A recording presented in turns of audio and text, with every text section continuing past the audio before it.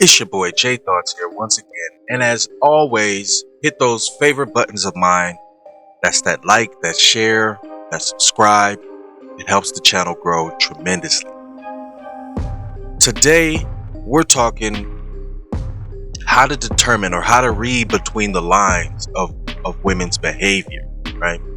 See, a lot of us men who grow up as nice guys, we take everything for face value.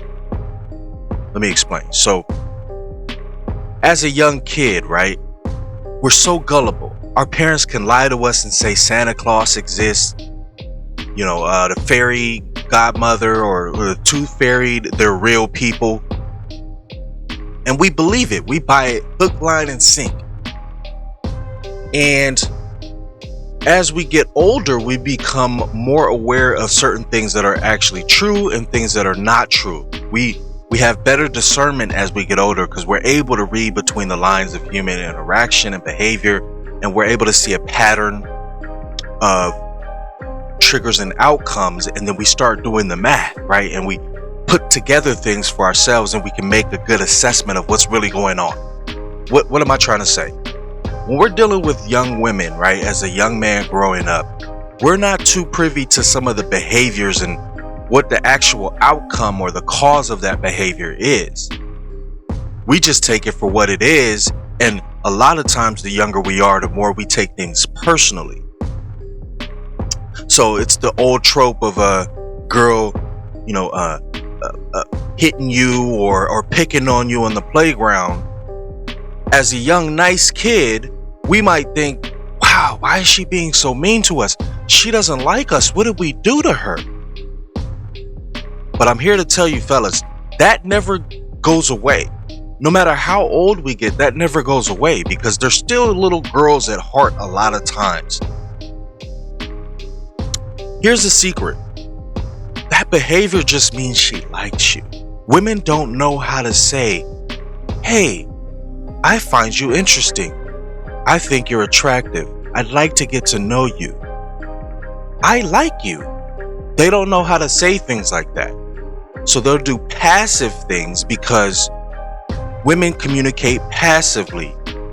Men communicate more directly. We're the ones that have to go up to the girl and state our intentions or what we'd like to plan for our interaction. We have to make that initiative and make it happen. So we have a different mindset on how we look at these types of things. Women are like gazelles. Men are like lions. Gazelles cannot teach lions how to hunt gazelles. That doesn't make sense. See, the lion has to be able to understand the behavior patterns of its prey. It's not to say we're predators, but that same mindset has to come into play when we're getting at women. And they'll never understand that fully, so they'll look at it as something negative. Because they're passive creatures, they're gazelles. They sit around and do their thing, and then we come up to them and make things happen. That's just how it goes. So a lot of their behavior is passive. A lot of the signs are passive. Hell, back in the olden days, right? Let's say in the 40s and 50s, women weren't forward and aggressive, but they would do subtle, passive things to get the attention of the man that they want. It was never a direct approach. So fellas, don't be dismayed by some of the passive aggressive behavior of these women, because once you see it for what it is, you'll be able to read between the lines and pick it apart. And then you can flip it and alter it for your benefit. A lot of times when a woman talks a lot of shit about a guy, it's because she likes him. That's why I said in my last video, if a girl is accusing you of player tactics or, saying you got a lot of girls or this and that, even if you don't own it, that's just her way of saying she wants to be the next one.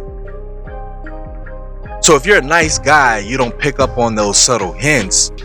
You'll think like, wow, why is she attacking me? What did I do to her? When in the fact is, she want to give you some of them draws, player. You just got to know how to look out for the signs. Anytime you're dealing with a girl, right? Fellas, tell me if I'm lying. You go out on a date with her and she spends half the date talking about her previous bad relationships or a particular ex that did her dirty and caused a lot of trauma in her life. As a nice guy, you be thinking, wow, I'm not going to do her like that. Well, how do you know that, Jay? Well, because I was that dude. I remember saying shit like that in my mind, listening to this girl talk. But now I understand and realize that when a woman goes that hard, she goes that ham on a particular dude in her past, that was the guy that had the most impact on her. Or they would say the most imprint. So now you're competing with the ghost of ex's past. For fellas who are trying to get somewhere or are trying to do things in this world, you don't have time to compete with ghosts. So you can make the assessment on which box you put her in, right? There's wifey box or potential wifey box, and then everything else. A lot of these women go into the everything else box and don't even realize it.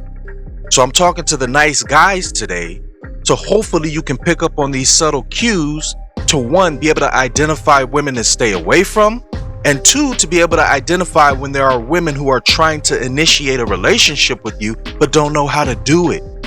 So they'll go in roundabout ways to communicate this to you and hope that you pick up on the clues. How many women get into arguments with men and say things like, if you don't know, then I'm not telling you. They expect us to be psychic, so I'm here today to give you a little bit of psychic tools to be able to read the palms, the tarot cards, right? To read the tea leaves and see, hey, I think this woman's flirting with me. She's talking a whole lot of shit, real greasy. Why is she trying to put me on Front Street? It's because she wants you to go on her back street, if you feel what I'm saying.